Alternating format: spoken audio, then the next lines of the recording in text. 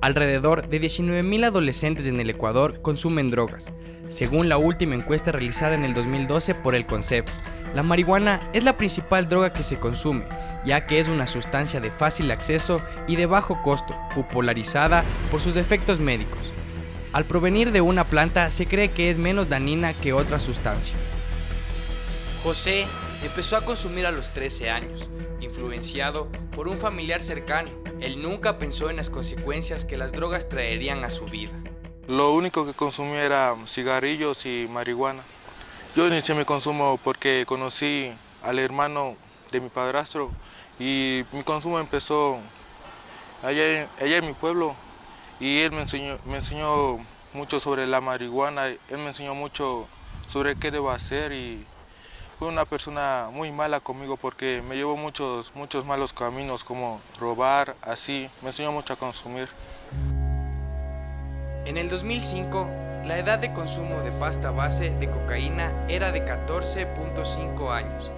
Para el 2012, la edad era de 14.3 años, según el Consejo Nacional de Sustancias de Estupefacientes y Psicotrópicas, CONCEP. En el Informe Mundial sobre Drogas 2015, realizado por la Oficina de las Naciones Unidas contra las Drogas y el Delito, se estima que 246 millones de personas de entre 15 y 64 años han utilizado por lo menos una vez en su vida pasta base de cocaína. Ana también inició su consumo a los 13 años. La marihuana fue la primera droga que probó. Tiempo después, empezó a consumir pasta base, siendo esta última la que trajo graves consecuencias para su vida.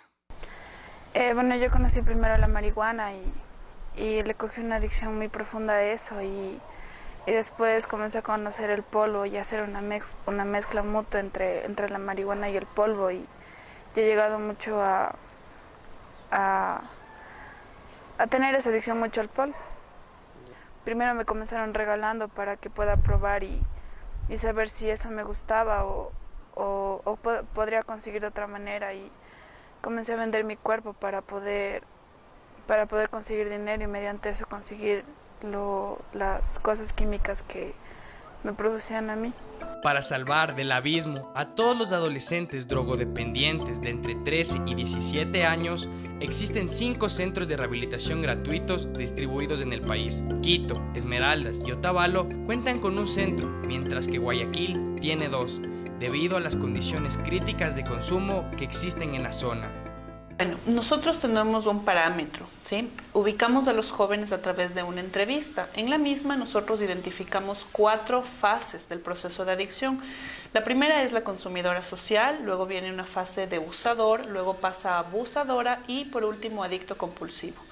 Internamos a los jóvenes que están en la fase de usadores y abusadores, jóvenes que ya han tenido problemas en la familia, en la sociedad, que son desertores de años, que tienen problemas judiciales incluso, y pues que obviamente están ya teniendo más problemas de consumo que va vinculado a pandillas, a robo, a delincuencia, a callejización. Esos son los parámetros que utilizamos para nosotros poder internar a un adolescente. Tenemos conocimiento por una experiencia de un chico que entrevistamos que él en vez de, fue encontrado como microtraficante, y la ley le dio como opción irse a la cárcel o tener la rehabilitación. ¿Cómo son estos casos de opción de cárcel o de rehabilitación? Bueno, nosotros manejamos varios perfiles, ¿sí? Y de hecho acogemos a adolescentes con medidas legales, ¿no es cierto?, de medidas de acogimiento institucional, medidas de protección, y también tenemos jóvenes que vienen de manera voluntaria con sus familias. Entonces, nosotros no estamos vinculados a la parte judicial ni legal, simplemente como centro receptores de estos adolescentes, lo que hacemos es cumplir con la disposición judicial. Te menciono acogimiento institucional o protección de menores. Debido al alto costo del tratamiento que los centros privados ofrecen, el Gobierno Nacional dispuso la creación de 5 centros de rehabilitación gratuitos en todo el país. El problema de estos centros es la falta de infraestructura para acoger a los adictos. Por esta razón, se han creado centros de rehabilitación clandestinos, en donde las personas muchas veces son víctimas de maltratos físicos y psicológicos, por los que el gobierno ha clausurado varios de estos centros. Realmente las torturas a las que fueron sometidas las personas que estuvieron recluidas en estos centros son absolutamente violatorias de los derechos humanos, de los derechos básicos. Como país no podemos permitir que esto suceda. Como mencionaba el señor fiscal, más de 500 personas involucradas en este tipo de centros que están en un proceso de juzgamiento. Sí ha habido casos de jóvenes, ¿no es cierto?, que al principio o en la entrevista están renuentes. Y una de las razones es esa: me van a maltratar, no quiero que me hagan lo mismo. Y entonces, obviamente han tenido experiencias de estas, ¿no? Desconozco los nombres, no he querido indagar también cuáles son los nombres, dónde queda, pero sí hay centros, por lo que conocemos a través de los chicos, de las experiencias que han tenido, donde han tenido maltrato, violaciones, vejaciones y etcétera. Claro, yo había visto antes en las noticias cómo salían que cerraban centro de Guayaquil. Y me parece muy mal porque eso no ayuda en nada. Yo aquí en este centro en realidad yo me he llegado a encontrar bastante y he comprendido que o sea, con uno mismo si decide puede cambiar. O sea, esos centros, la persona que quiere cambiar cambia, ¿sí? La persona que se decide cambiar, decide que su vida, se da cuenta que su vida está mal, cambia.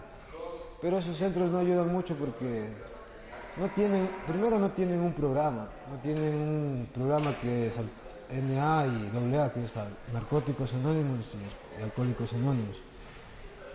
Y segundo, o sea, me parece algo de inmigrante que te estén dando palos. Si somos seres humanos, no somos animales, pues. Y si cometimos errores, no es para que nos estén haciendo esto, ¿no? Entonces, imagínate, tengo compañeros aquí que cuentan que han estado en otros centros de rehabilitación y dicen que ellos saliendo de ahí salieron con un odio y resentimiento mucho más y se hicieron más mierda porque comenzaron a consumir más fuerte. ¿Sí?